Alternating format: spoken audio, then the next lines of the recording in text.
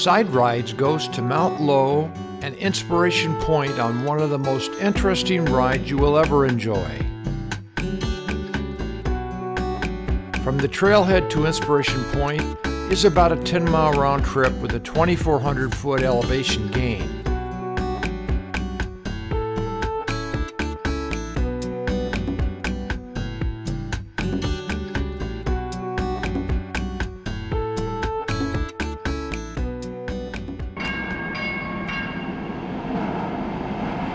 We took the Metro Rail to Pasadena's Memorial Park Station and rode west toward the Rose Bowl through Old Town, and after about 5 minutes we were following the east rim of the Arroyo Seco Canyon on our way to the trailhead.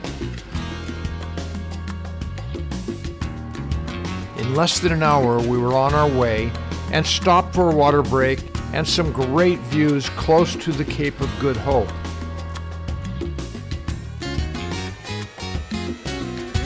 We looked across a Las Flores Canyon and spotted the Echo Mountain Trail, which takes the exact route of the electric railway that traveled up to the tavern at Mount Lowe from the White City Resort, which opened in 1893. It sat on a beautiful knoll at Echo Mountain. The ruins of the resort are still there and worth a visit to reflect on their days of glory. We are coming up to the exact location where the railroad tracks that came up from White City at Echo Mountain went toward the tavern at Mount Lowe. It is less than a mile down this trail to get to the White City Resort ruins. You can still see the remains of the footings that once supported the bridges for the railway on its journey from Echo Mountain to the tavern at Mount Lowe. The trail to the ruins is a very narrow single track for hikers, not so much for bikes. If you had continued on the trail, you would have seen Sentinel Rock and the footings of the now gone High Bridge.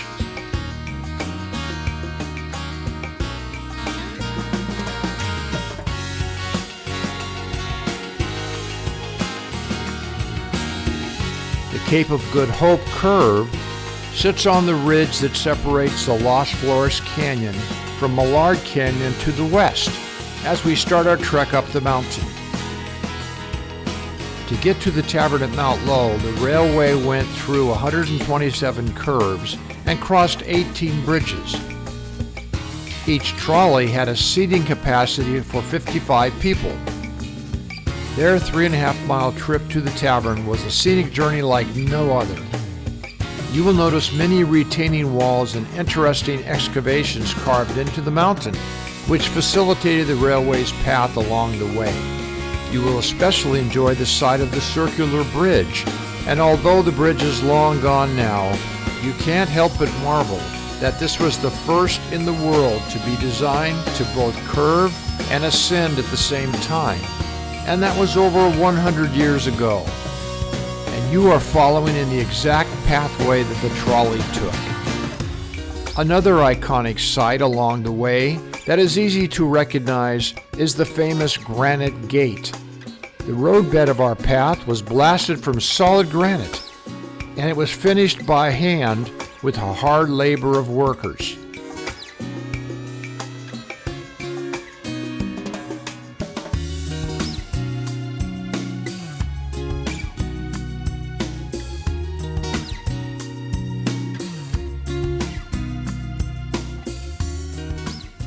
This small creek separates the road from the Backpackers Trail Camp and is usually dry by the time the summer rolls around.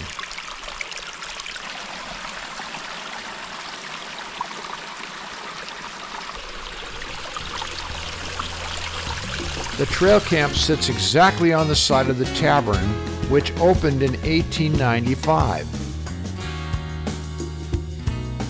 This marker features the tavern lobby, where diners once enjoyed a good meal. It is ironic that today's campers enjoy the Camp Kaibo in exactly the same location. Looking back across the canyon from the tavern site, you can see the foundations that held up the S-curve bridge that brought the visitors up to the resort. At its peak, the Mount Lowe Resort could accommodate 185 guests. The entire resort was destroyed in the tavern fire of 1936. About a quarter mile up the road from the trail camp sits the viewing pavilion at Inspiration Point.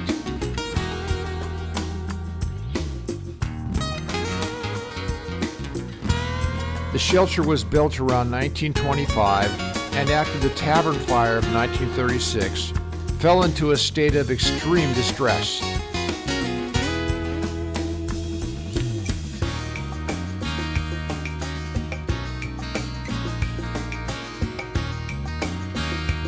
By 1990, it was rebuilt as the awesome viewing structure you now see.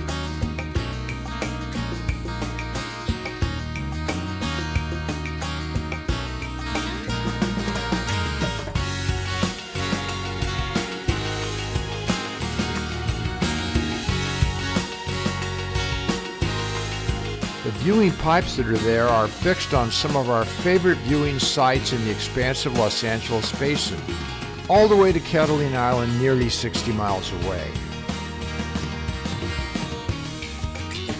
What a tragedy that history repeated itself in 2025's Eaton Fire, and this is now what it looks like.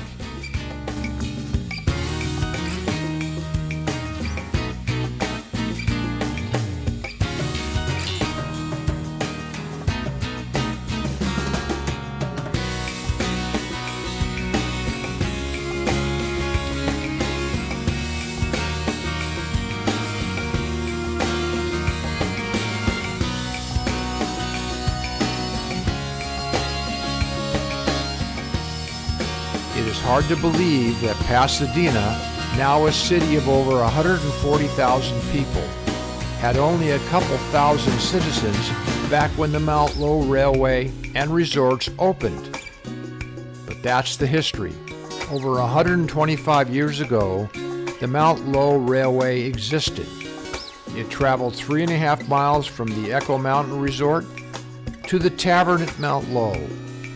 We read the placards along the trail and looked at the historic photos which provide us a clear snapshot into the past. We look at the retaining walls and bridge footings along the way and wonder how they did it.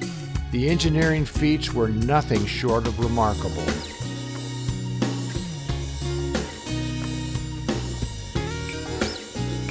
And then for our last view of the night, we are able to see the Channel Islands, including San Nicolas Island over 100 miles away.